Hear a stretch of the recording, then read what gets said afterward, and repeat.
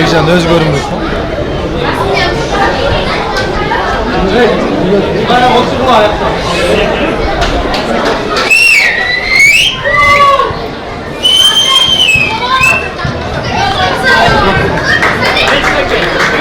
Neyse kaka. Ne oldu Mesta? Ne oldu Mesta? Ama biz olsa bize cevap verin. Vazen açsın de.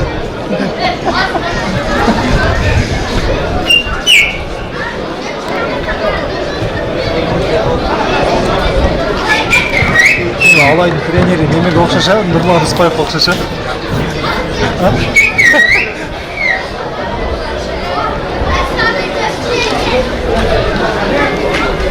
Ne birinci okşal okşayık dedim. Okşa işte.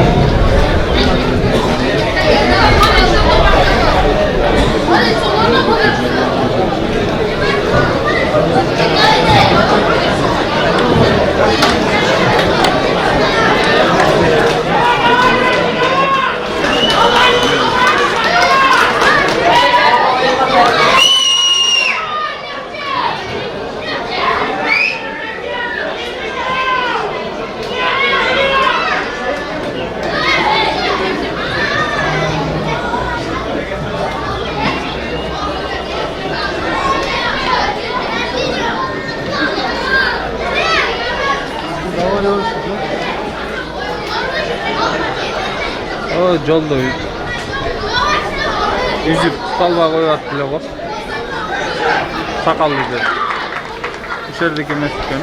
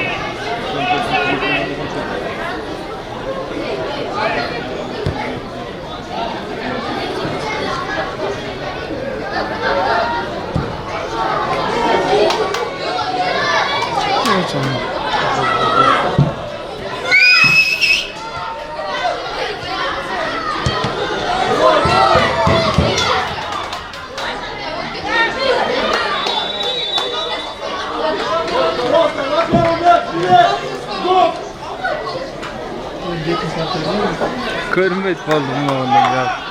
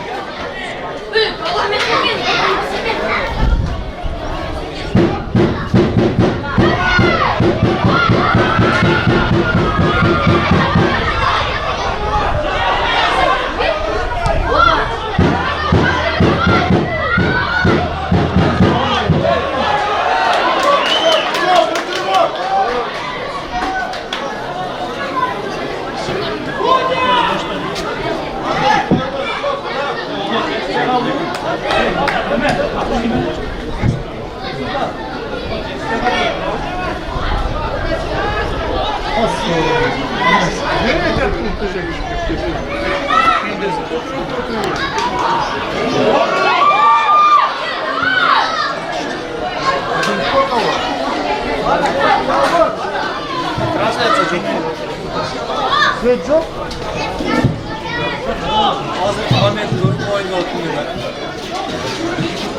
Kaçta? Vallahi maydalar yok. Nerede görürüz?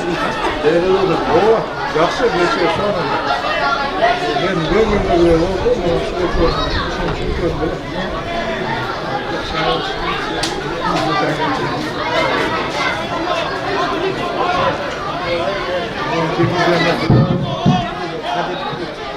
Bakalım kalkıyor, savaşıyor.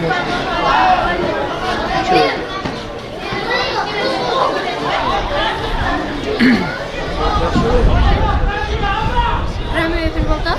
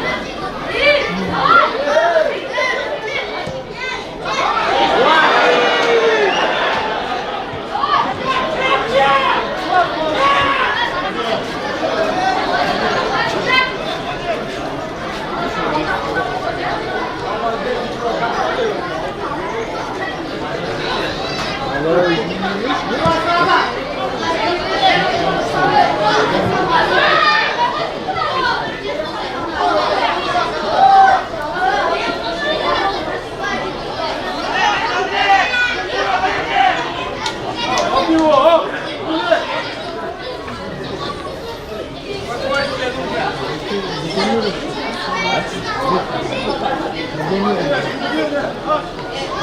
o var.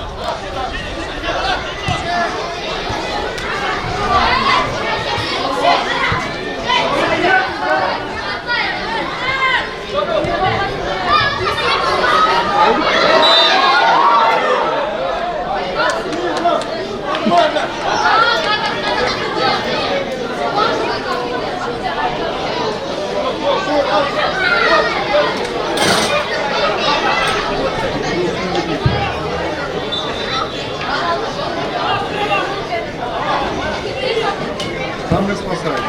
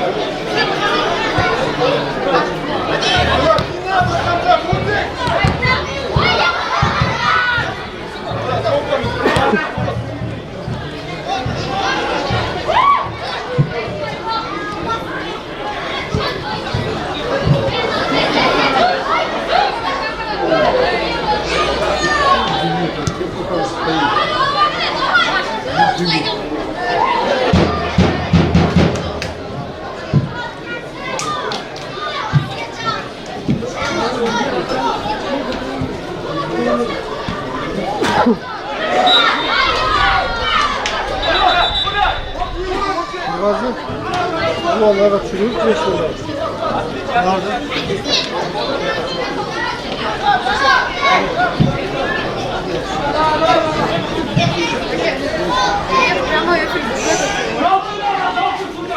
Çok uzak yok.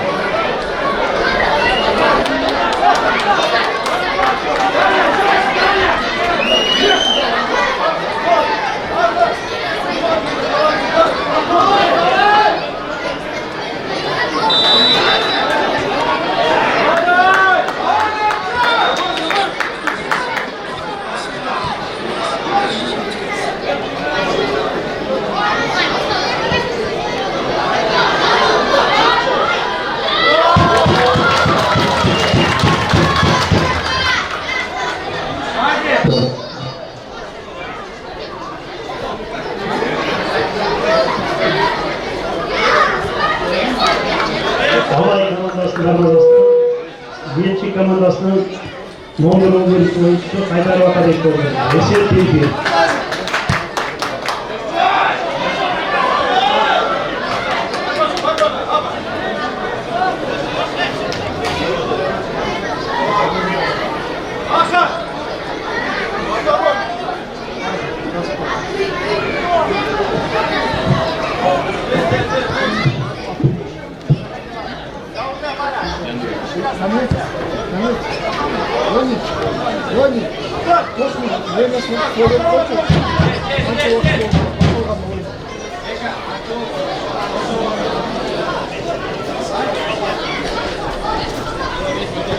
Uma vez a gente viu isso aqui.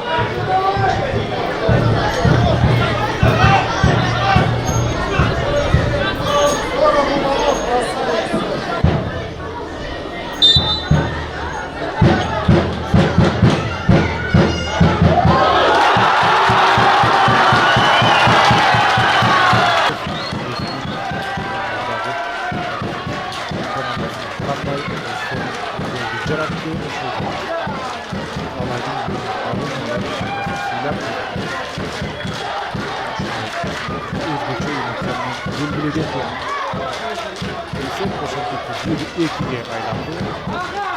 O Eki'dir aylandı. Çıkışta bir çıkaran nasıl hayradan aldılar. Ülke geldi. Zaten maçı oyundan катылуулук көрсөтүп атат. Алды багынан.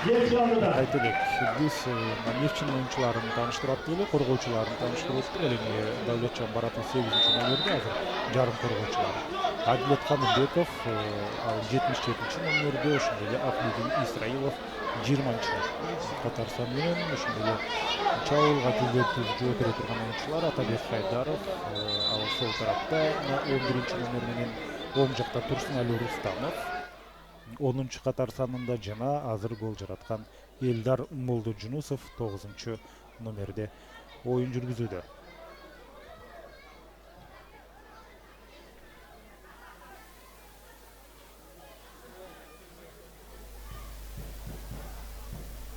Азыр биз бул жерде Дастан Алыбековдун демек жабыркап калган көрүп атабыз, ошондуктан ага дарыгердин көмөгү көрсөтүлүүдө. Тыныгуудан пайдаланып, демек эки команда тууралуу айтып өтөлү.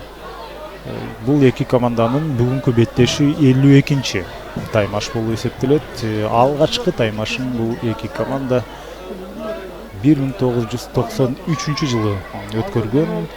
Анда дал ушул Кыргызстандын кубогунун алкагында, Кыргыз премьер-лигасында эмес, кубокто беттешкен жана алгачкы оюн 12-1 эсебинде Алайдын жеңиши менен жыйынтыкталган. Албетте ал убакта Нефчи азыркыдай тең ата ойногонго мүмкүнчүлүгү жок болчу Алай менен. Ошондо Алай албетте Алга сыяктуу тарыхы бай команда.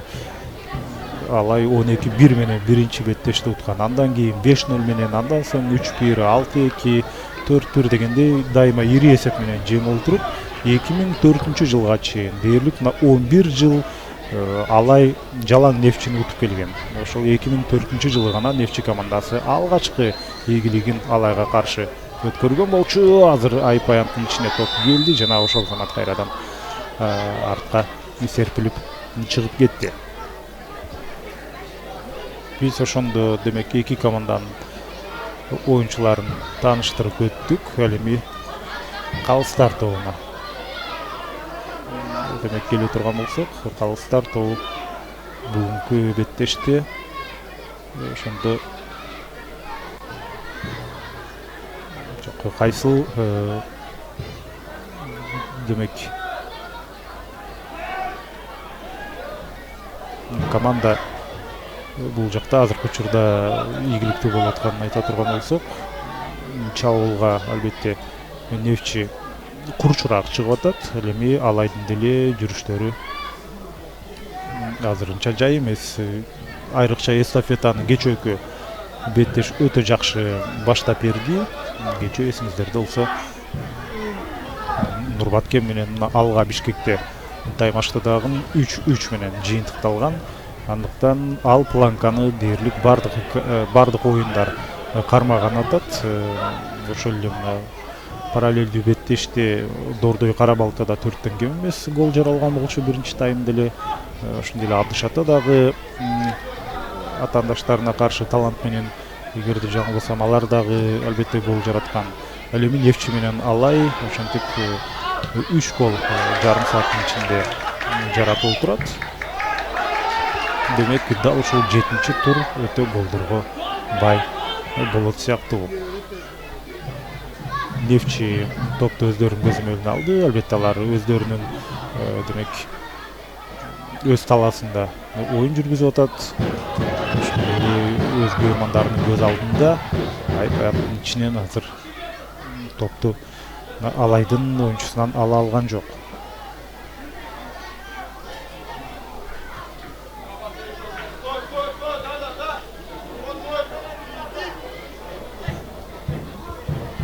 Ал учурда Алай топ менен жана тереңден чыгарылган пас.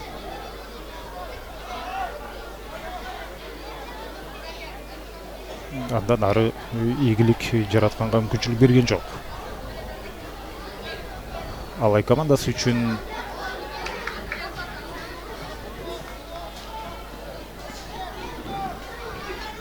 Ошентип бул эки команданын жеке беттештери тууралуу сөз кылаттык эле. Албетте ушул дээрлик 10 жылдан ашканга чейин Нефчи кезинде ийгилик жарата албай келген, алайга каршы 93-жылдан 2004-жылга чейин. Бирок андан кийинки албетте көрсөткүчтөрү начар эмес. Айрыкча акыркы беттештерин ала турган болсок, акыркы беттешинде мисалы үчүн буга чейинки таймашы 2021-жылы орун алган. Анда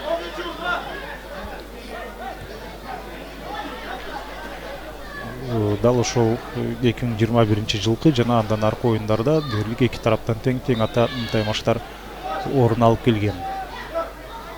Дал эми жалпы беттештердин саны 52 болуп аткан болсо, ошол 52 таймаштын арасынан Алай командасы 33 жолу ийгилик жараткан. Ал эми 7 жолу тең чыгуу, калган оюндарда Нефчи жеңишке ээ болгон. Азырынча албетте тарыхый барактары жазылууда, бүгүн дагы бул көрсөткүч кайсыл бир тарапты өзгөрөт. Алай өздөрүнүн жарым аянтында топду сактоодо, сол тарапка топу жеткирип берди жана ошол жерден өзүнүн активдүүлүгүн Алайдын оюнчулары көрсөтүп алыстан сокку менен жыйынтыктады. 41-чи номердеги демек Алай командасынын оюнчусунун азыркы чабуулу ошондо Зориндин соккусу албетте бир топ эле бийиктеп кетти. Андрей Зорин дээрлик бардык оюндарда старттык курамда чыгып келүүдө.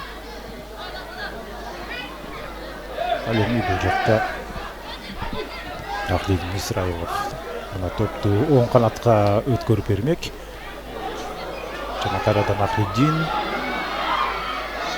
арттан Адилет Каныбеков оюнга аралашты. Ал 77-чи номерде оюн жүргүзүп атат. Адилет Каныбеков албетте анын акыркы оюндардагы керемет голдору көрмандардын жакшы эсинде деп айтсак болот. Топту кайрадан алышты Андрей Зорин. Ал коргоочулар аркылуу оюнун туура көрдү. Бул жерде Бактияр Дүйшөбеков борбордук коргоочу катары оюнду жүргүзүп атат 20-чы номер менен. Жана Ягырга топ бул жерде жеткен жок. Ошондой эле калыс. Ошондо Алайдын пайдасына чечип берди бул эпизоддо.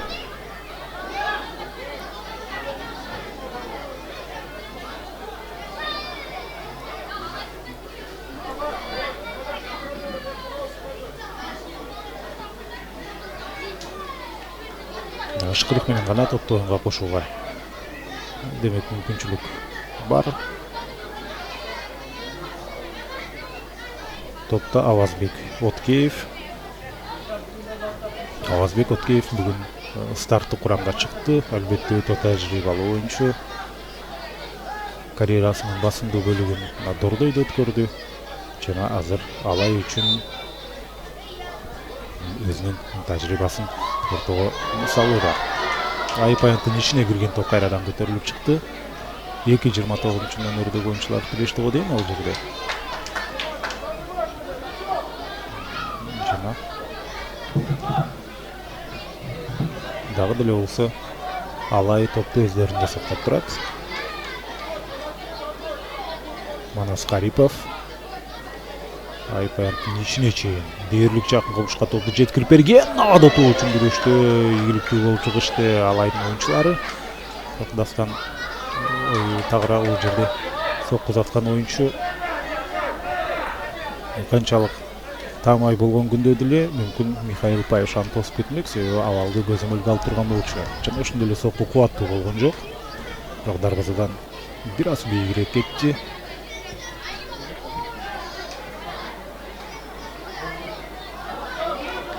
биринчи таймдын жыйынтыктоочу минуталары өздөрүнүн өкүмүн сүрүп атат. Чындыгында 3 гол бул албетте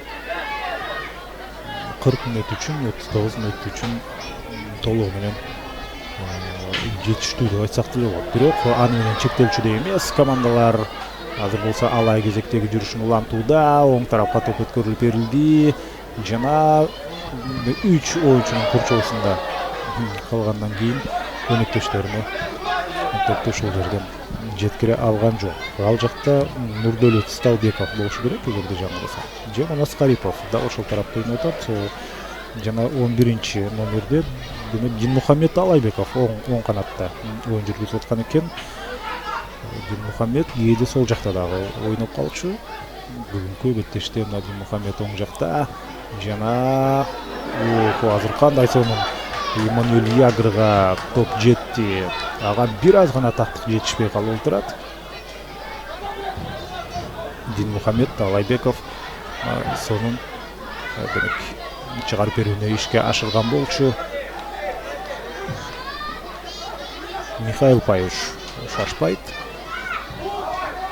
Биринчи таймдагы минималдуу тапшырманы Нефчи командасы аткарды. Анткени 2-1 менен алар голдордун саны боюнча алды да. Ал эми акыркы жыйынтыктоочу мүнөттөрдө Алай көбүрөөк чабуулга чыгып атат. Бул жерде тоочун күрөштө Алмаз Маликов демек ал сол тарапта коргонууда ойноп аткан экен. Андай болсо Аброр Аскаров оң жакта болушу керек. Аброрбек Аскаров бүгүн старттык курамда. Алмаз Маликов албетте тажрыйбалуу оюнчу, ал кайсыл канатта болбосун өзүнүн оюнун жүргүзө алат. Кыргыз премьер лигасында бир нече позицияда ойной алган оюнчулардын саны албетте аз эмес, бир тоолу көп деп айтсак болот. Дээрлик бардык оюнчулар жок дегенде 2 позицияда ойноо мүмкүнчүлүгү бар. Болгондо дагы жогорку деңгээлде кандайдыр потенциалын деңгээлин түшүрбөстөн азыр Ягр менен Михаил Паюш экөө кермур айтышып кетти дагы кечирим сурап атат мына калыс барып. Бул жерде тизден тиз демек Михаил Паюштун тупу туура. Башка калыс эмне деп жаткан күндө деле.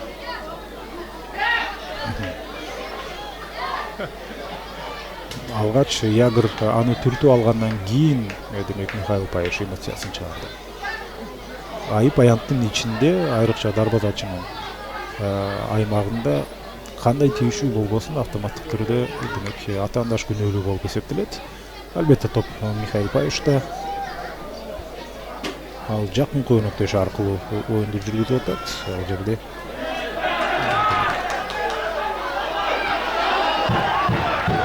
атаандаштын жарымайына ошол zaman топту жеткирүүнүн зарылчылыгы жок болчу.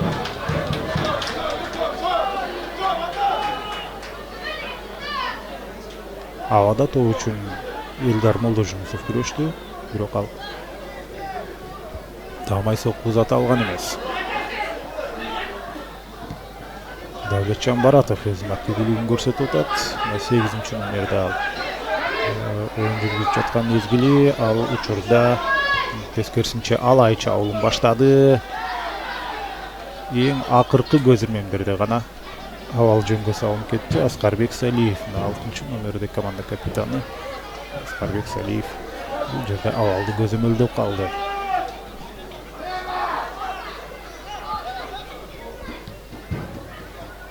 Негизинде дал ушул Нефчи жана Алай беттеши бул интригага бай беттеш деп айтсак болот. Ошол үчүн параллелдүү оюндарда бүгүн болуп жаткан ачык фаворит бар. Бул жакта жок.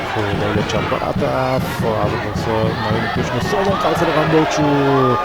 Жыйынтыктоочу учурда гана ушул жерден Аклидин Исраилов Баратовдон топту алып туруп жыйынтыктоочу паста бир аз жаңылып калды. Азамат Абдуллаев Ягрды персоналдуу түрдө карап жаткан. Жана Азамат Абдуллаев бул эпизоддо ийгиликтүү болуп чыккан. Топ Алайда, андыктан азыркы эреже бузууну каттаган жок, оюндан да нарылантып атат. Мүмкүн топ чыккандан кийин Нефчинин оюнчусуна озак эскертүү береби, же ал эпизодду көз жазымда калтырды. Ушул бизге жакын бурчта Алайдын оюнчусу бир аз жабыркап калган болчу. Пасты бергенден кийин Нефчинин оюнчусу келип аны сүзгүлөп кеткен. Дал ушул 5-номерде ойноп жаткан Мурат Туучубаевди. Бирок топ Алайда болгондуктан ал жерде калыс башкарууну жаңырткан эмес болчу.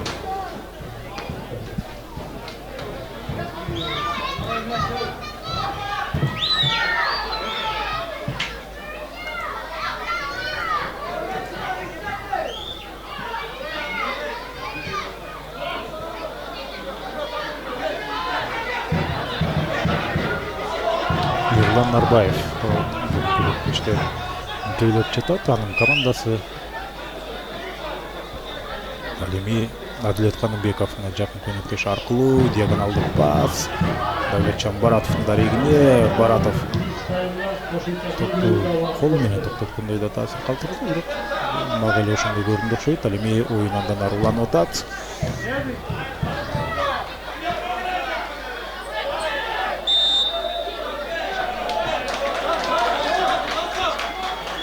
Азыр эреже бузулуп.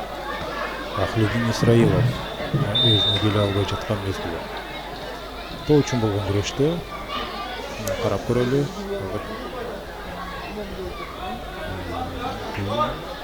Дал ушул эпизоддон азыр байкайбыз. Дал ушул жерде. Жок, бул жерде кандайдыр бир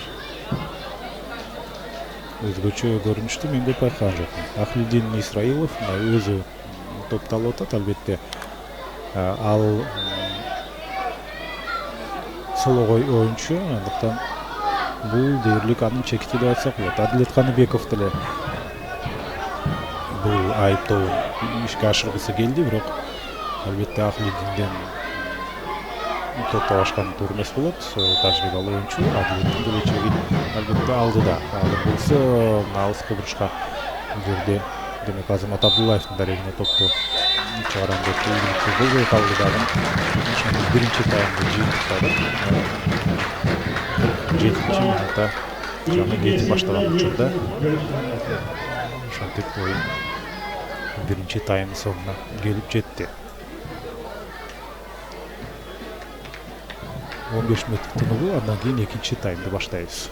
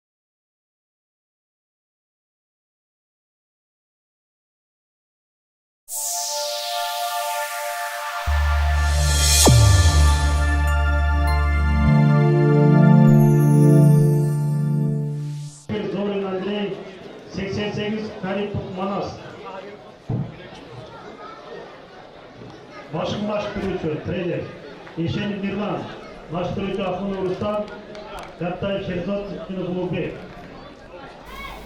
Koçkaratan Yerçe. Саламатсыздарбы, дагы бир жолу футбол сүйүүчүлөрү, Кыргыз спорт ТВ каналында Нефчи Алай беттешинин экинчи таймы башталуу алдында турат. Сары кийимчендер Алай, Ош шаарынан келген коноктор ал эми Нефчи көк кийимчендер, алар өз талаасында Кошкар Ата шаарында беттешти өткөрүүдө 7-турдун демек 7-нчи турдун борбордук таймаштарынын бири ушинтип Кошкоратада орун алып жаткан мезгили. Эсеп 2-1. Биринчи таймда алгач Атабек Хайдаров, андан кийин Элдар Молдожунусов гол жаратты Нефтчинин курамында. Ал эми Алайдын курамында Нурдөлөт Сталбеков гол киргизген. Ошентип эми жыйынтыктоочу экинчи таймды 2 жаат баштоо алдында турат. Экинчи жардамчы калыс Сирадидин Жахангер. Жергиликтүү алып баруучу демек оюнчуларды тааныштырып аткан экен. Мен калыс тартуунун эсиңизде салып өтөйүн. Негизинен Ош шаарынын жана ушул Кочкоратанын калыстары тийилип атат бул беттеште. Ашкырык жаңырды жана оюнду баштадык. Эрлан Нарбаев башкы калыс болсо, ал биринчи категориядагы калыс Ош шаарынан. Ал эми анын биринчи жардамчысы Исмаил Талипжанов, ал дагы Ош шаарынан ФИФАнын калысы. Жана ошондой эле Жахангир Исражиддинов биринчи категориядагы калыс, ал дагы Ош шаарынан. Ошондой эле Кочкоратадан Бексултан Парпиев, ал резервдеги арбитр. Матчтын инспектору Мухтар Кошаков, ал эми Ширинбек Шамуратов бул матчтын комиссары. Ошентип экинчи тайм башталды жана Алай командасы үчүн бул беттеште упай алуу өтө маанилүү. Себеби турнирдик тизмеде алар бир топ артта калып калды. Дал ушул Алай командасы алар үчүн чындыгында өйдө көтөрүлүү, турнирдик тизмеде бир топ маанилүүрөөк. Ал эми ошол эле мезгилде Нефтчинин абалы бир топ жакшы, аларга салыштырмалуу Нефтчи командасы 13 упай менен экинчи орунда турат. Эгерде бүгүн жеңишке жете турган болсо, Кыргыз премьер-лигасынын быйылкы сезондогу лидери Нурбатке менен тең келет.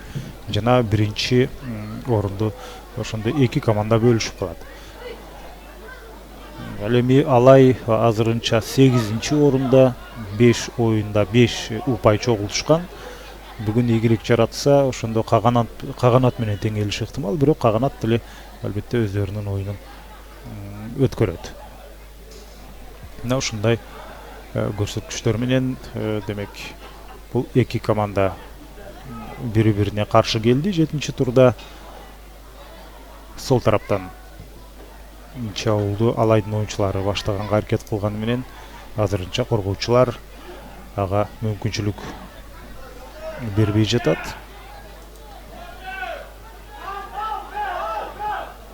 Акыркы оюндарына токтоло турган болсок, чындыгында Алай командасы бир топ упайларын жоготту.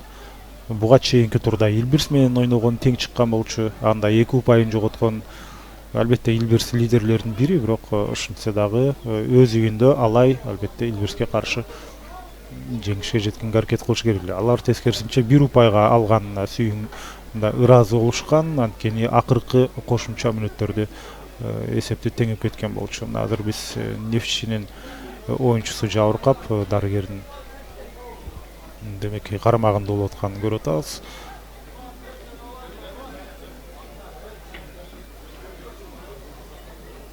Жана тыныгуудан пайдаланып командалар бир сыйра чаңкоосун басып алууну туура көрүүдө. Давлетжан Баратов демек жабыркаган. Азыр кайрадан оюн жанданат. Биз болсо демек демөөрчүлөрдү эске салып өтөлү. Көрсөтүүнүн расмий демөөрчүсү Салих Сода маркасы. Салих халал стандартына ылайык жасалган даамдуу колбасалар, сосискалар жана сэндвичтер. Салих чыныгы табиттин чөбүрлери. Ошондой эле көрсөтүүнүн дагы бир өнөктөшү бул Шоро компаниясы, легенда мөңгүдөн жаралган булак суусу. Азыр болсо мына сол тараптан кайрадан жүрүштү улантканга аракет кылып атат. Давлетжан Баратов оюнга аралашты. Мына кайрадан аянтка киргенин көрүп атабыз. Ошондо Алай демек Илбирс менен өз үйүндөгү беттешти Ош шаарында. Мына 21 апрелде ойногон болчу. Ошондо демек акыркы кошумча мүнөттө гол жаратып бир упайга ээ болгон. Болбосо Илбирске жеңишти алдыруу иши деле мүмкүн болчу. Ага чейин Бишкек шаарына келип мына Алай менен таймашып Алайга 0-2 менен утулган, Алга менен беттешип, Алгага 0-2 менен утулган болчу. Жана талантты уткан 1-0 менен акыркы 5 беттештин бирөөсүндө гана жеңишке ээ болду. 1-0 менен ошол дебютанты команда талантты утту Алай. Андан башка оюндарда Илбирс менен жана Каганат менен тең чыкты. Илбирс менен 1-1, Каганат менен 2-2, жана Нурбаткенге болсо 1-3кө жеңишти алдырып ийген.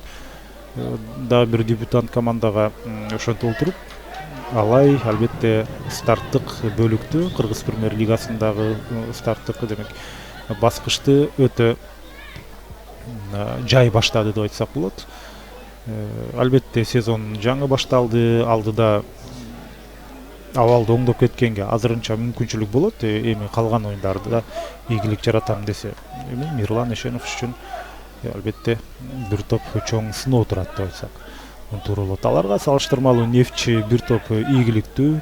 Нефчи акыркы 5 беттештин 3-өсүндө жеңишке ээ болду, жана бирөөсүндө тең чыкты дагы. Ошондо жалпысынан акыркы 5 оюнда 10 упай чогулткан. Алай 5 упай чогултса, Нефчи аларга караганда 2 эсе көп. Бир гана Илбирске жеңишти алдырып ийген болчу. Ушул конокто ойногондо 1-3 менен, андан башка оюндарда мисалы үчүн Абдышатан утту 2-0гө. Абдышатаны чындыгында утканы бир топ Кыргыз премьер лигасында демек Нефчинин деңгээлин көрсөттү деп айтсак болот. Ага чейин Абдышата атаандаштарына 5тен кем эмес гол жаратып жеңип аткан болчу. Ал эми Нефчи келип аларды 2-0гө утуп койду. Андан сырткары Илбирсти өз үйүндө ойногондо 1-0гө жеңген, жана ошондой эле Кара Балтаны 1-0гө уткан. Алга менен тең чыгып калды. Алга командасы Нефчи менен да тең ойноду, ошондой эле кечөө Нурбаткен менен тең ойноду, ушундай. Бирок ал жакта албетте тең чыгуулар аз эмес. Алай болсо Айпаянттын ичинде өтө ээн эркин жүрөт. Мундайга мүмкүнчүлүк бере турган болсо, албетте Алай жазалап кетиши ыктымал. Бирок бул ирет албетте Нефчи абалды жөнгө салып кетти. Ошентсе дагы мынчалык Айпаянттын ичинде ээн эркин жүргөнгө мүмкүнчүлүк бербеш керек. Эгерде ийгилик жаратам десе, болбосо албетте мындай учурларда өкүнүп калуу турган иш. Стандарттык абал жана болгондо дагы өтө кооптуу аралык. Дарбазага таамай сокку узатканга толук мүмкүнчүлүк бар. Жана топту өзүнө мына Авазбек Өткеев алганга аракет кылып атат. Мына Авазбек Өткеев топту алды. Анын жанында Бактияр Дүйшөбековду көрүп атабыз. Эң тажрыйбалуусу эле Авазбек Өткеевго дейм. Андан сырткары дагы бир оюнчу турат. Бул Азиз Сыдыков. Азиз Сыдыков артка кетти. Дүйшөбеков менен Авазбек Өткеев калды. Таамай сокку узатканга аралык мүмкүнчүлүк берет. Мындай жерде эгерде кубаттуу жана так сокку барса, Михаил Паюш албетте топту демек кайтара албай калышы ыктымал. Кеп мына канчалык тебилген топ ийгиликтүү болот, ошондо болчу. Азыр бир аз бийигирээк кетти. Бактияр Дүйшөбеков сокку узатты, жана Михаил Паюш бул жерде кандайдыр бир маселени байкаган жок. Мына карасаңыздар, бир аз бийигирээк кетти. Эгерде таамай барган учурда деле Паюш топтун изин кайтарып кеткенге мүмкүнчүлүк болмок. Азыр Давлет Баратов ушул жактан оң тараптан Айпаянттын ичине чейин кирген болчу. Бирок ал жерде Дастан Албеков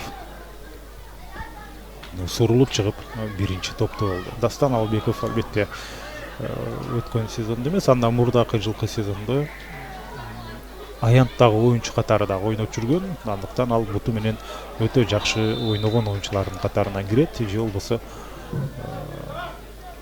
ушул демек Айпаянтты таштап чыккан учурда деле өзүн ишенимдүү сезип жүрөт деп айтсак жарашат.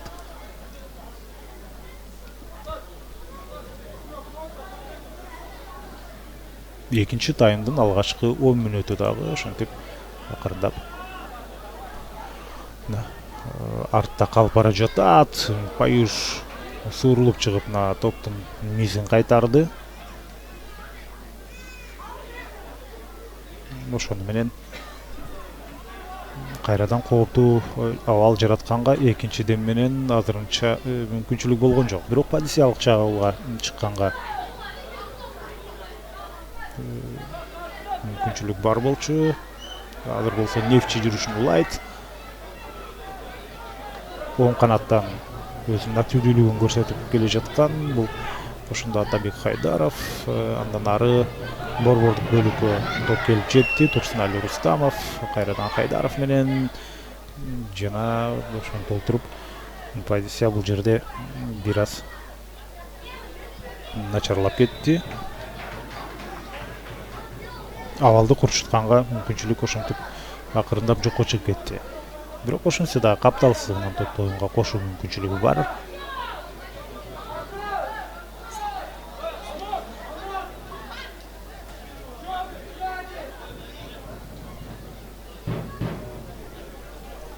Стандарттык абал. Демек орун ала турган болду.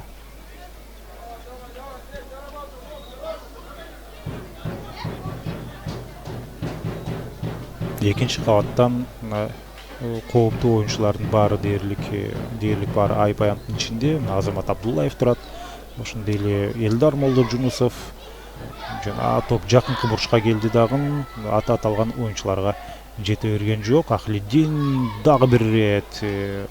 Азыр Элдар менен Азамат Абдуллаев экөөсү бир позицияга келип калган болчу. Ушул жерде сол мүмкүнчүлүк болот. Азамат Абдуллаев борбордук коргоочу азыр атаандаштын айып аянтында жүрөт. Эмне үчүн? Анткени стандарттык абалдан кийин азырынча Нефчинин оюнчулары өздөрүнүн позициясын ээлей элек болчу. Мына эми гана Азамат Абдуллаев артка кетти. Азыр чабуулдагы оюнчулар бул жакта. Элдар Молдожунусов бош жүрөт. Жөн гана анын дарегине топту узатышы керек болчу. Иш жүзүндө андай албетте орун албай калды.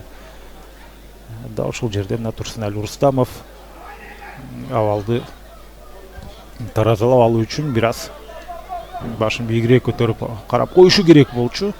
Ушул жерден Иммануил Ягрга топту жеткирбей эң керектүү учурда алып кетти.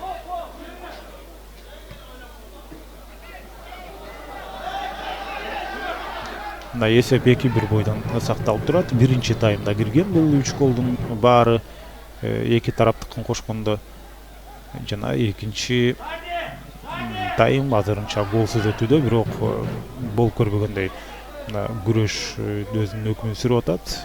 Оюн талаасында дээрлик ар бир зонада айгышкан күрөш жүрүп атат. Прессинг жок, бирок борбордук бөлүккө жакындаган сайын ал жерден Нефчинин оюнчулары алайды. Каршы алууда сол тарап менен позициялык жүрүшпү борбордук бөлүккө жөнөткөн. Ал жерде Азамат Абдуллаев ушул жерде демек 11 номерди ойноп аткан Атабек Хайдаровдун дарегине чыгарган болчу. Атабек Хайдаров өз командасынын биринчи голун киргизип берди. Элдар Молдожунусов экинчисин. Эгерде беттеш ушул эсеп менен жыйынтыкталса, анда Нефчи кайрадан лидер Нурбаткен менен упайлары жагынан теңелет. Кайрадан кош бийлик орнуп калат. Анда Кыргыз премьер лигасында жок эле дегенде 8-чи турга чейин. Бирок азырынча албетте убакыт бар. Эки тарап үчүн тең абалды оңдоп кеткенге байкап көрөбүз. Абал кандай болорун жана ошондой эле бул эки команда ушундай эки башкача көрсөткүч менен бири-бирине каршы келип отурат. Алай акыркы 5 оюнда 5 упай чогултса, Нефчи 10 упай чогултуп, демек шарттуу түрдө бүгүнкү беттештин фаворити Нефчи деп айтсак болот. Бирок иш жүзүндө бул өзүнчө түштүк дербиси дайыма принципиалдуу таймашты өткөрүп келишет. кимиси турнирлик тизмеде кайсыл сапта жайгашпасын, баары бир ич ара беттеш ушундай жогорку чыңалууда өтүп келет. Бул албетте кыргыз футболуна кошумча сүртүмдөрдү берет, кызыгууну арттырат деп айтсак болот. Албетте бул тескерисинче позитивдүү нерсе. Ушундай принципиалдуу атаандаштардын болгону Табек Хайдаров бир сыйра абалды таразылап чыкты дагы. Адилет Каныбеков аркылуу оюнду улантууну туура көрдү. Адилет Каныбековдун берген пасы, негизинен Адилет Каныбеков жакшы эле пас берди. Өнөктөшү жүрүштө болушу керек болчу. Өнөктөшү токтоп калгандыктан кечирээк старт алып алды дагы, жыйынтыгында Адилеттин берген пасына жетпей калып отурат. Демек оюнчулар бири-бирин толук түшүнбөй калды. Бул өтө маанилүү. Топ демек кайсыл бир чекитке жеткенге чейин оюнчу мына ошол зонага акырындап жөнөшү керек болот. Ошондо топ менен дал ошол аймактан жолугат. Бул ирет жакшы чабуулдардын бири. Ушинтип өнөктөштөрү бири-бирин түшүнбөгөндүгүнөн жоголуп кеткен болчу. Бишкектин Талант командасын кабыл алат. Саат 17:30-да 7 май күнү Нефчи Бишкектин Алга командасын кабыл алат. Мындан кийинки, демек бүгүнкү жана ошондой эле мындан кийинки дагы 2 оюнун ошондо Нефчи командасы өз үйүндө өткөрөт. Катары менен 3 беттешти жергиликтүү күйөрмандардын көз алдында өткөрмөкчү. Нефчи ошондо 2 майда алар Талант менен таймашат. 7 майда Алга менен беттешет. Алгага жакын деле конокко келип кетти эле. Эми демек алар тескерисинче конокто Алганы демек кабыл алат.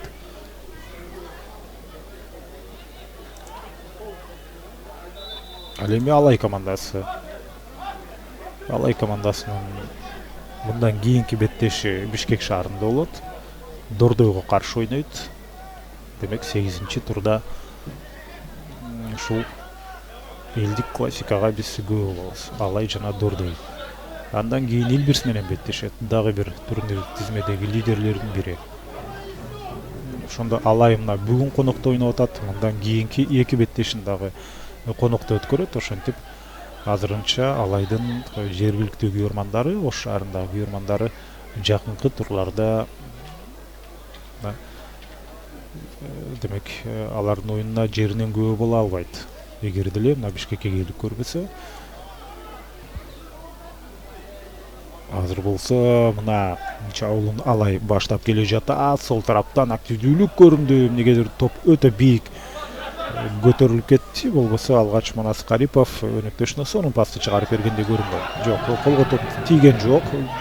Жүрүштү улантса болот дегенче кайрадан Алай топту алып койду. Имануил Ягр жана анын алыскы бурчка чыгарган тобу Манас Карипов албетте бери көздө чуркап кеткен болчу. Топ көтөрүлгөнгө чейин эле ошондуктан каршы эпкинде кармалып калып, баары бир ал жерде топко жете алмак эмес.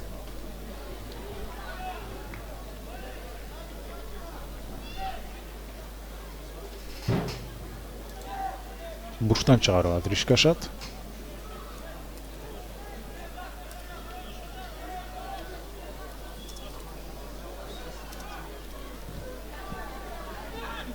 Жана абада тоо үчүн күрөш.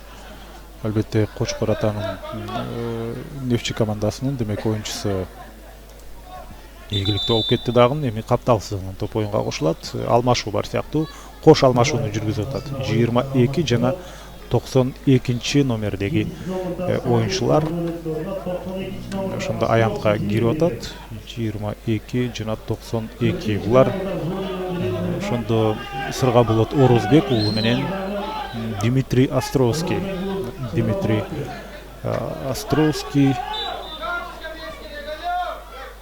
жана Сырга болот мына 22 номерде Орозбек уулу.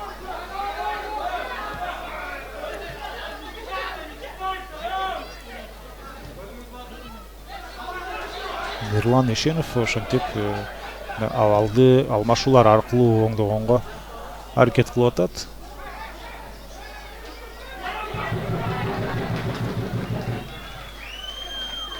Бул өзүнүн жемишин берет болду экен, албетте байкап көрөбүз. Алайга гол керек. Ошондуктан Мирлан Эшеновдун ошентип 65-мүнөткө чейин кош алмашууну жүргүзүп жатканы жөн жерден эмес. Негизинен Дмитрий Островский на сол канатта ойнойт. Ошондуктан ал дал ошол жака жайгашты го дейм. Авазбек Откеев азыр Авазбекти Элдар Молдожунусов жыгып кеткен болчу. Анын жыйынтыгында кайрадан Алайга топ өткөрүлүп берилди.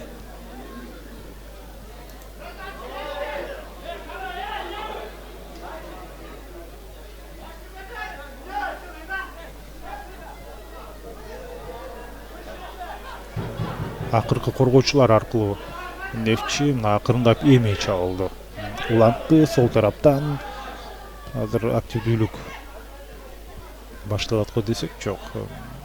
Борбордук бөлүк аркылуу жүрүштү улантууну туура көрүп атат. Турсунали, Адлет жана ушул жерден Ахмеддин сон позицияга ээ болгон болчу. Азыр Молдожунусов анын чыгарып берүүсү Адлетке бир аз жетпей калды. Бул Давлетчан экен. Давлетчан Баратовго бир аз жетпей калды. Ал эми дал ушул жерден Дастан Алыбеков чындыгында жакшы оюнун көрсөттү. Адлет Каныбеков мындай чекиттен абайлаш керек, анткени ал дал ушундай аралыктан гол жаратып салышы ыктымал. Акыркы 2 беттешти, 2 ийгиликтүү жүрүштү ишке ашырган болчу. Азыр болсо 21 номердеги Алмазым Аликов ал дагы чабуулга активдүү аралашканга аракет кылып атат. Прессингге барууну туура көрдү. Ахмеддин Исраилов бирок прессингден пайда келе койгон жок. Кайрадан Алай топту өздөрүнө алды. Азыр эми капталсыздыгынан оюнга кошот.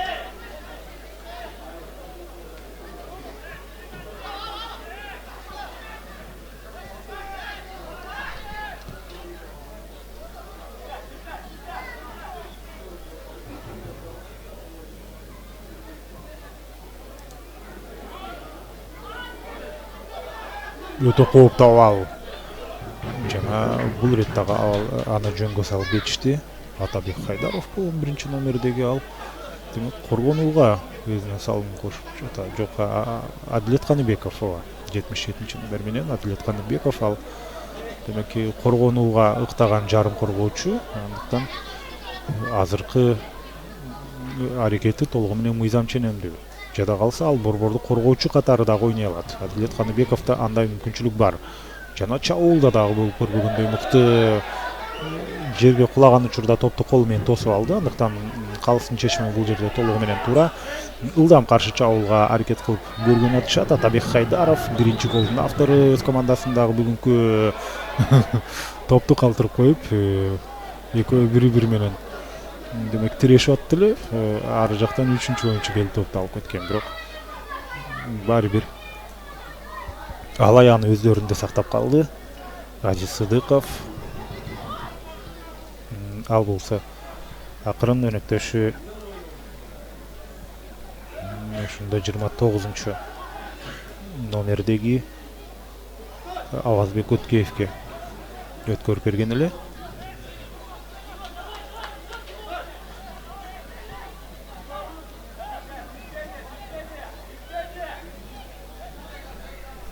Эми болсо дарбазадан топ оюнга кошулат. Михаил Паюш.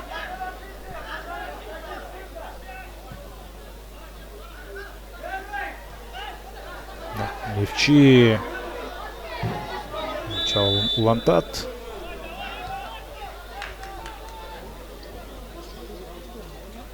Бирок албетте ал башталган учурда эле жокко чыгып калды.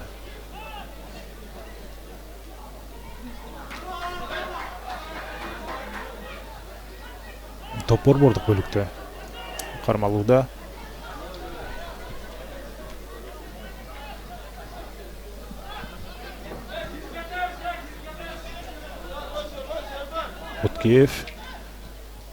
Уткеев буга чейинки оюнда ушул алмашууга чыккандан кийин өзгөчө өзүнүн активдүүлүгүн көрсөткөн болчу. Бүгүн старттуу курамда чыгып, чындыгында лидерликти дээрлик өз тарабына алган сыяктуу өтө көп топ менен болуп атат ал. Азыр Островский алмашууга жаңы чыккан оюнчу ал артка берди. Жана Островский өзү айпаянттын ичине кирип барды. Жана сону чыгарып берүү гол. Ошентип Островскийдин активдүүлүгүнөн кийин эсеп саны теңелип олтурат. Жана бул голдун канчалык ишенимдүү киргенин көрдүңүздөр. Эч кандай маселесиз Динмухамед Таалайбеков аны ишке ашырып кетти. Островскийдин чыгарып берүүсү же автогол беле. Дагы бир рет кайталоодан көрсөк жакшы болмок. Коргоочунун бутуна тийип кеткендей да сезилди. Бирок кандай болгон күндө дагы Динмухамед Таалайбеков өзүнүн аракетин өтө жакшы ишке ашырды.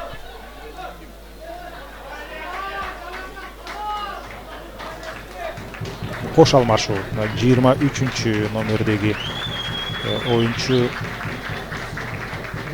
Ошондо бул демек Абрур Кыдыралиев кирди.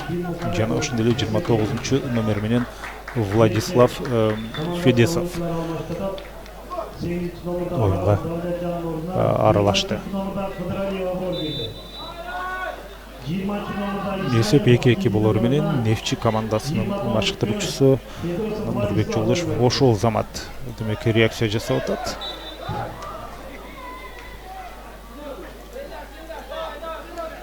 Эми оюн мындан ары кандай өнүгөрүн байкап көрөбүз. Манас Карипов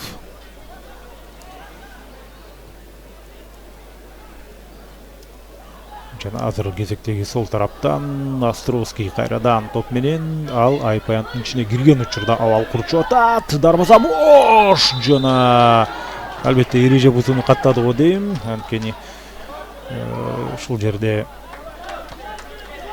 Нефчинин дарбазачысы Михаил Паевич жабыркап калган болчу.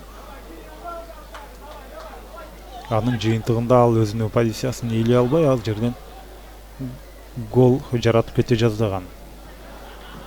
Бирок ошол жерде албетте ага чейин демек эреже бузуу орун алган болчу. Мирлан Ишеновдун ошентип алгачкы демек алмаштыруулары өзүнүн жемишин берди. Островский пас чыгарып берди. Динмухамед болсо гол киргизди. Ошондой көрүнүш орун алып отурат. Динмухамед Таалайбек уулу ал албетте оюн таласында болчу, бирок ага пас чыгарып берген Островский өтө сонун мүмкүнчүлүктү колдонду. Мына бизге азыр Мирлан Ишенов көрүнүп атат. Кимдир бирөөнүн позициясын бирөөнүктөш бери келди атат. Кимди чакырдык? Кайсыл бир нерсени түшүндүрүп айткысы келип жаткан сыяктуу. Жана азыр дагы бир ирет өтө ыңгайсыз абал Паевич үчүн, бирок ошентсе дагы топтун мизин кайтарды. Жана азыр капталсызлыгынан топ оюнга кошулат. Авазбек Уткеев кошот го дейм. Авазбек топду алды. Жана арттагы өнөктөшү аркылуу ойноону туура көрдү. Азиз Сыдыков, Авазбек Уткеев кезинде Дордойдо ойноп жүргөн оюнчулар ошентип азыр Алайдын өңүн коргоп жаткан мезгили. Авазбек артка чейин тартылып туруп, андан кийин сонун тереңден пасты чыгарып берип атат. Имануил Ягр эмес, Островский топту кармап кала алат болду экен. Жок, андай эмес. Ошентсе дагы Манас Карипов ал топту жоготту. Адилет Каныбеков көз көрүнүү ага каршы эреже бузуп кетишти. Адилетке каршы. Жана азыр болсо Давлетжан Баратов. Абдышата да капитандыкты милдет аткарып жүрдү. Андан кийин Дордойго келип, Дордойдо көп активдүү боло алган жок эле. Азыр Нефчиге келип, бул жакта дагы капитандык милдетти аткарып атат. Бир караганда дарбазага бара жаткандай да көрүнүп кетти эле. Давлетжан Баратовдун бул чыгарган тобу азыр алмашууга жаңы чыккан ушундай Владислав Федесов демек прессингке барып көрдү. Жакшы пас. Эреже бузулбаров. Дал ошол жерден Атабек Хайдаровго каршы эреже бузулду. Эми бул өтө кооптуу стандарттык кабал. Аралык өтө кооптуу. Топ менен ушул жерде турган чагда Манас Карипов эрежени буза алды же ары жактан келген Бактияр Дүйшөбеков окшойт. Атабек Хайдаровго каршы. Адилет Каныбековго берсе болбойт беле. Жок, Адилет Каныбековго топту бербестен Турсунали Рустамовна өзү топту алып атат. Адилеттин алыскы соккуларын биз көрдүк. Турсунали жана ошондой эле 23 номер менен алмашууга жаңы чыккан Аброр Кыдыралиев дагы. Ал жерде Турсунали, Адилет жана Аброр кимиси сокку сатат болду экен. Байкап туралы.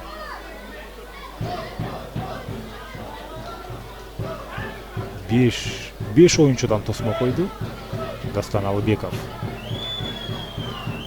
Адилет Каныбеков ары кетти демек.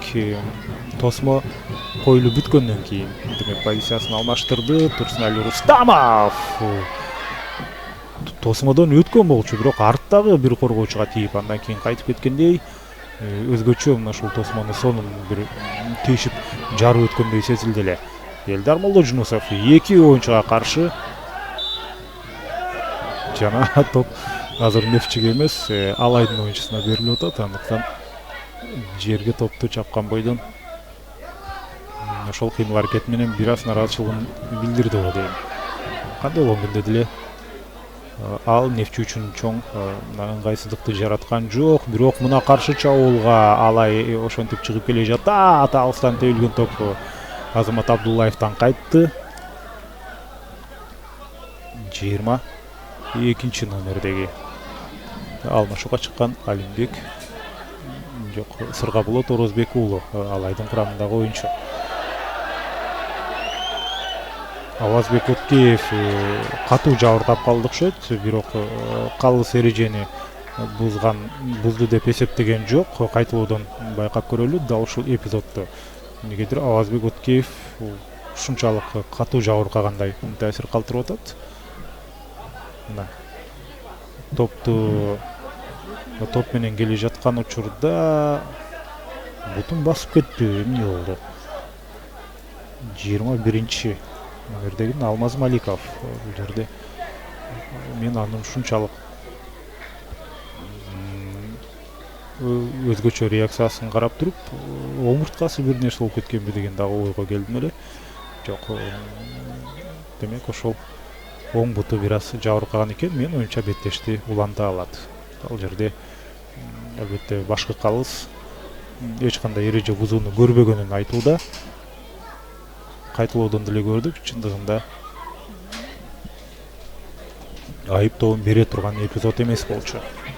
Эрлан Нарбаев биринчи категориядагы калыс Ош шаарынан ал бүгүнкү Нефтчи Алай беттешин тейлеп атат. Динмухамед Алайбек уулу экинчи голду киргизген оюнчу топту оюнга кошкон болчу катталсыздыгынан. Жана Элдар Молдожунусов кайрадан топ менен. Элдар өзү сокку затты. Дастан Алыбеков албетте абалды толугу менен көзөмөлгө алып турган. Жакынкы бурчка топ барды дагы өтө бир аз кубаттуулук деле жетише берген жок.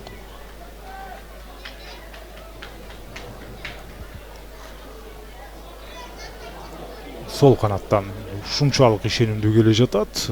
Карасаңыздар, сол тараптан Алайдын бир нече чабуулу өтүп келди. Жада калса ушул экинчи гол жаралган учурда дагы дал ошол сол канат аркылуу кирип барып туруп, андан кийин гол кирген.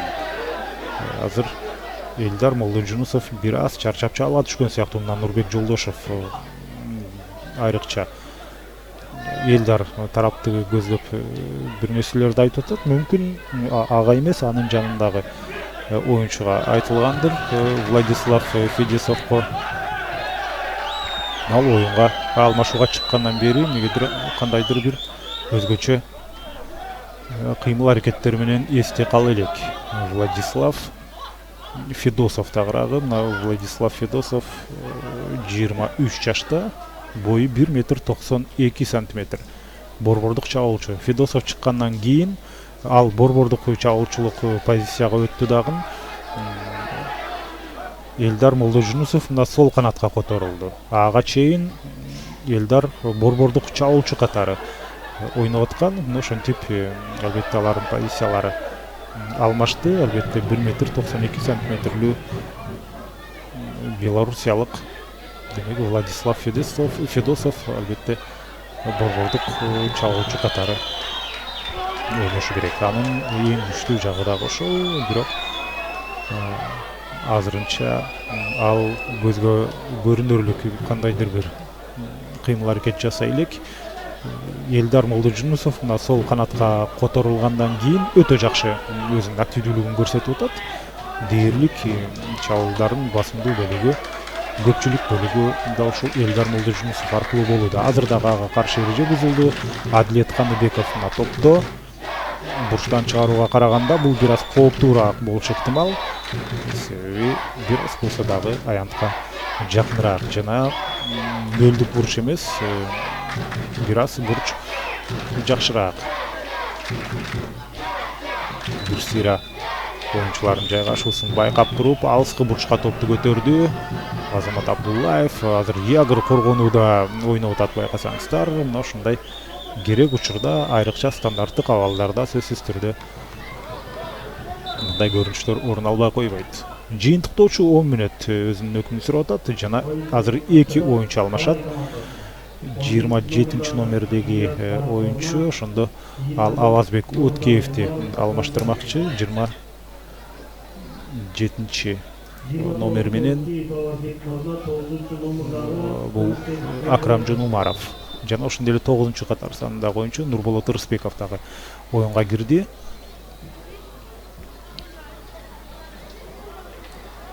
Эми Алай ошентип айрыкча Мирлан Эшенов бүгүнкү беттеште Кочкор Атадан 3 упай алып кетем деген дымагын көрсөтүп атат. Динмухамед Алайбеков жерге кулаган болчу. Динмухамед чындыгында жакшы оюнун көрсөтүп атат. Акыркы оюндарда өзүн жакшы жагынан далилдөөдө Динмухамед Алайбеков ал 27 жашта, тажрыйбалуу оюнчу, албетте бир топ тажрыйба алып калды. Буга чейинки беттештерде дагы дайыма старттык курамда чыгып аткан. Азыр болсо Алайдын кезектеги жүрүшү ушул жерден жокко чыкты. Азамат Абдуллаевди кармап койду эле. Артырактан коштуп атат калыс. Эми топ Нефчиде болчу. Аны токтотту ышкырык менен. Ошентип темп жоголду. Адилет Каныбеков пастты күтүп аткан болчу Азамат Абдуллаевден. Бирок ошонусу дагы эң башкысы бул эреже бузууну каттап койгондон кийин ошол ордунан топ оюнга кошулган.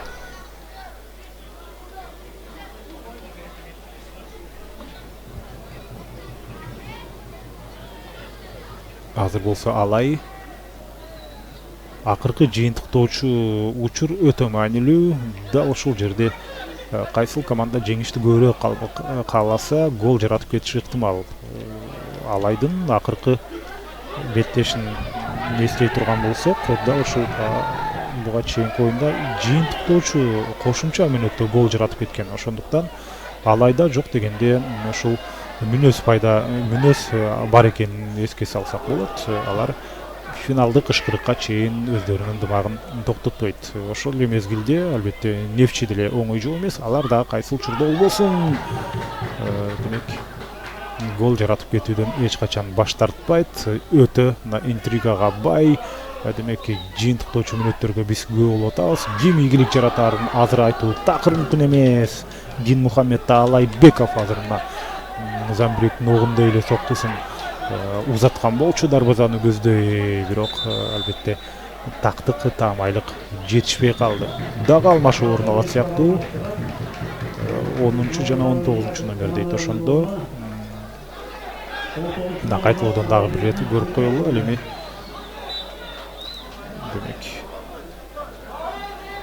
19 номердеги Мирбек Кудайбердиев ал Эммануэль Ягрды алмаштырат.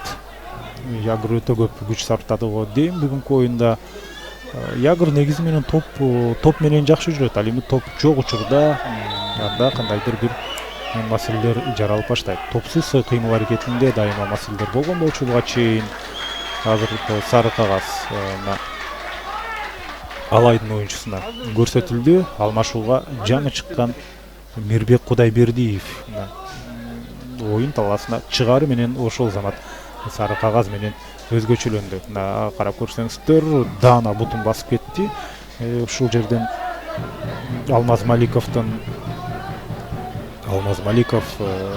нараазычылыгын билдирип атат. Мындай деле бирок сары кагаз бергенден кийин анын жайы бир аз жаңылап түштү го дейм. Азыр болсо борбордук чабуулчу Нефтчинин курамында Федосов негедир алыскы бурушка чейин барып туруп, андан кийин топту жоготкон болсо, Нефтчи кайрадан өздөрүн алабы? Жок, ала алган жок. Жыйынтыктоочу 5 минут. Негизги убакыттагы Мирбек топту артка калтырып берди. Жана айпаянттын ичинде абада тоо үчүн күрөш болот. Өзү аркылуу сопку узатканга аракет кылган. Жана Динмухаммед андан ары гол! Ошентип мына жерге топту сүзүп туруп ийгилик жаратып кетти. Мындай ийгилик үчүн албетте сары кагаз алганга дагы макул экенин көрсөтүп атат. Мына карасаңыздар, ошентип Манас бул жерде алмашууга чыккан Сыргаболот Орозбек уулу ийгилик жаратты. Карап көрсөңүздөр, Динмухаммед топту чыгарган учурда коргоочулардын бирөөсү демек топту ишенимдүү чыгарып кете алган эмес. Жана ошол замат демек Сыргаболот өзүнүн активдүүлүгүн көрсөттү. Мүмкүнчүлүктү идеалдуу пайдаланды. Сары кагаз футболкасын чечкени үчүн албетте эсеп болсо 2-3. Бирок Сыргаболоттун мен билгенден буга чейин голу жок болчу. Албетте азыр аны аныктаганга аракет кылып көрөлү. Сыргаболоттун алмашуудан оюн талаасына чыгып туруп ийгилик жаратып мүмкүн бул жеңиш голу, ким билет. Бул өзгөчө маанилүү. Жана ошондой эле алмашуу 28 номердеги Нефтчинин оюнчусу аянтка чыгып атат. Бул Лионель Люк Менаджа. Бул оюнчу үчүн дебют. Мен байкагандан буга чейин оюн талаасына чыга элек болчу. Меджан атагыраагы. Байкап көрөлү. Эми бул Люк Меджана өзүнүн канчалык деңгээлин көрсөтүп болду экен. Жок, буга чейин оюнга 2 рет оюн талаасына чыккан экен. Дебют эмес, урматтуу көргөндөр. Бул кадимкидей эле Кыргыз премьер-лигасынын алкагындагы оюндарга чыгып жүргөн камерундук 23 жаштагы борбордук чабуулчу. Ошондо борбордук чабуулчулар уламдан улам эле көбөйүп атат. Федосов дагы азыр оюн талаасында, Меджана дагы оюн талаасында, жана ошондой эле Элдар Молдожунусов дагы аянтта. Байкап көрсөңүздөр, ушул чабуулга түздөн-түз жооп берген 3 оюнчу Нефтчиде азыр аянтта жүрөт. Нурбек Жолдошов албетте 2-3 менен өз үйүндө утулуп калгысы келбейт. Ошондуктан мына чабуулчулардын баарын аянтка чыгарып жатканы жөн жерден эмес. Биз болсо Сыргаболот тууралуу айталы деп аттык эле. Буга чейин гол жарата элек болчу экен. Мына ошентип биринчи быйылкы сезондогу алгачкы голун жаратты. 22 жашта Сыргаболот Орозбек уулу болгону. Өзү негизинен борбордук чабуулчу, бирок түздөн-түз борбордо эмес, албетте оң капталда, сол капталда деле оюнун жүргүзө алат. Бирок азыр мына борбордук чабуулчулук кызматты аткарууда. Бүгүн мына Ягр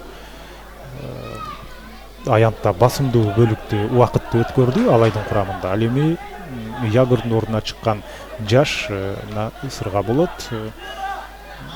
Жаш дегенде албетте өтө жаш эмес, бирок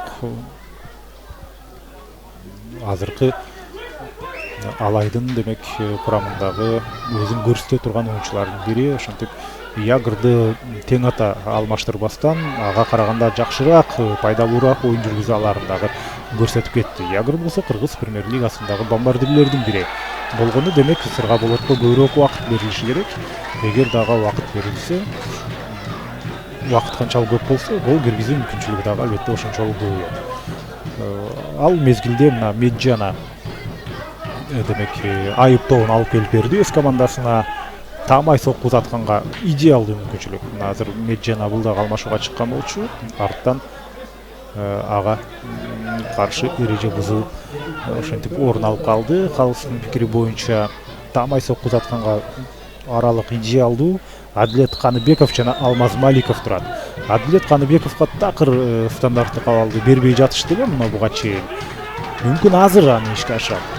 Алмаз Маликов мына ары кетти. Адилет Каныбеков жер аркылуу серпилткен жана бул жерде Адилеттин албетте дал ушул ыкмасын демек өтө туура деп эсептесе болот. Байкадыңыздарбы? Албетте азыр Алыбеков жабыркап калды. Ага ден соолук тилейбиз. Чындыгында кагылыш орун алды окшойт. Анткени ошол жерде башка оюнчулар дагы азыр кайтылуудан көрүп алалы. Топту биринчи серпилгенде албай калгандан кийин ары жактан Меджана жакындап кеткен. Адилет Каныбеков топту жер аркылуу серпилтип берип атат. Ал эми дарбазачынын аймагын көрдүңүздөр, чөйү кетип, топ жерге тийгенден кийин кайсыл жакты көздөй кетерин аныктоо дарбазачы үчүн өтө ыңгайсыз. Ошондуктан ал түптүз өзүнө келген топту кармай албай калды. Себеби жерге тийгенден кийин топтун багыты оңду же солду көздөй бир аз өзгөрүп кетет. Эсиңиздерде болсо, Кыргызстан менен Австралия да ошол Дөлөн Өмүрзаков атындагы стадиондо ойногондо, анда деле ошол биздин дарбазанын тегерек чети ушундай абал өтө начар болчу. Единак ошону билип туруп, болжол менен дал ушундай чекиттен жер аркылуу тепкен дагы биздин дарбазачы аны тоса албай калган болчу. Анткени топ жерге серпилген, андан кийинки топ табигый багыт менен кетпейт, бир аз абалын өзгөртөт. Андай учурда албетте дарбазачы кыска аралыктан реакция жасаганга жетишпейт. Азыр Адилет Каныбеков дал ошондой ыкманы колдонду, бирок Адилеттин соккусу албетте единактыкындай болуп чыккан жок, бир аз таамайраак барып калды. Эгерде дагы бурчураак бара турган болсо же кандайдыр бир башкачараак өңүттө бара турган болсо, албетте Дастан Албеков үчүн чоң маселени жаратмак. Урматтуу бүйөрмандар, азыр экинчи таймдын кошумча мүнөттөрү кетип атат. Мен канча мүнөттө кошулганын көрбөй калдым. Биздин монитордон ал албай калган жок. Меджана Каныбеков кагылышып туруп, бирок топту өз командасында сактап калышты. Оң канаттан Атабек Хайдаров бара жатат, бирок Атабек Хайдаров бул ирет топту өз карамагына ала алган жок. Кечээ Нурбаткен алга беттешинде калыс жада калса биринчи таймга 6 мүнөт кошту эле, дээрлик 7 мүнөткө жакын. Андыктан азыр экинчи таймдын 4-чү мүнөтасы орун алып баштады. Анда дагы канча убакыт кошулганын биз көрбөй алганбыз. Бул ирет дагы көрбөй алдык дагы. Эми жөн гана сиздердин чогуу байкап туралы. Ушул жерде пенальти сурап атат дейм, бирок аны бербейт. Жабыркап калган болушу ыктымал. Андан бул ал пикирди жокко чыгарбайбыз, бирок пенальти берилбери анык. Ошол жерде Элдар Молдожунусов колун кармап кулаган болчу. Же төшүн кармап кулады эле. Элдар ордунан туруп демек баары жайында. Ал учурда башка оюнчу жерге кулап калды. Эмоциялар бул жерде чың алып бара жатат. Бул ким болду экен? Мен оюнчу Островский. азыр жерде жаткан ооба Островский мына чакан бойлуу, бою 1 метр 67 сантиметрлүү, бирок өтө мына чапчаң оюнчу. Айрыкча экинчи голдогу анын пасын көрдүңүздөр, сол канаттан сурулуп, демек айып аянттын ичине кирип туруп пас чыгарып берген эле. Өзүнүн өнөктөшүнө Кариповго кирди жаңылбасам. Азыр болсо ошентип сары кагаз менен сыйланды 23-чү номер менен ойнаткан. Азыр бул соккудан кийин сөздү улайбыз, тагыраагы чабуулдан кийин. Ошондо 23-чү номердеги Аброл Кыдыралиев ошентип эскертүү алды, сары кагаз. 5-минутта өзүнүн сапарын карытып бара жатат. Нефчи командасы үчүн мен оюнча эң акыркы мүмкүнчүлүк. Топту эмнегедир дагы бир топту оюнга кошуп ийишти. Мындай учурда тескерисинче Нефчинин болбойлору убакыттан үнөндөгөнгө аракет кылыш керек. Меджана топко жеткени менен абалды оңдой алган эмес. Андан ары кайрадан борбордук бөлүккө топ жеткен мезгилде финалдык ышкырык жаңырды. Ал эми Алай ошентип акыркы 6 беттешиндеги экинчи жеңишине ээ болуп атат. Конокто болгондо дагы Кочкор Ата шаарында ийгилик жаратты. Мирлан Эшеновдун алмаштыруулары өзүнүн жемишин берди. Ал эми Нурбек Жолдошевдун шакирттери канчалык активдүү, канчалык татыктуу ойнобосун, баары бир ошол жыйынтыктоочу мүнөттөрдү албетте өздөрүнүн пайдасына иштеп кете алган жок. Ошентип эми буга чейинки демек абал бир топ өзгөрө түштү. Алай командасында турнирлик тизме тууралуу айта турган болсок, ошентип буга чейин аларда 5 упай болсо, эми упайларынын саны 8ге жетти. Андыктан 8 упай. Ошондо команданы 8 упай демек азырынча өйдө көтөрүлгөнгө мүмкүнчүлүк бербейт Алай үчүн. 7-чи орундагы Алгада 9 упайы бар. Өтө өйдөнкү тизме демек жыш жайгашып калды. Өз ордунда калды, бирок Алга менен Каганатка өтө жакын барып отурат. Урматтуу көрөрмандар, биз менен чогуу болгонуңуздар үчүн ыраазычылык билдиребиз. Ошентип Нефчи Алай беттешин жыйынтыктадык. Алай командасын, Алайдын күйөрмандарын жеңиши менен куттуктайбыз. Нурбек Жолдошев азыр Мирлан Эшенов менен барып кол алышты. Ал эми Нурбек Жолдошевдун шакирттерине кийинки беттештерде ийгилик каалайлы. А мен болсо сиздер менен коштошом. Кызматыңыздарда Эркин Абдуллаев болдум. Негизинен азыр эки команданын машыктыруучуларына мыкты оюнчудан интервью болуш керек. Бизден алыстабай туруңуздар. Аны чогуу байкап көрөбүз.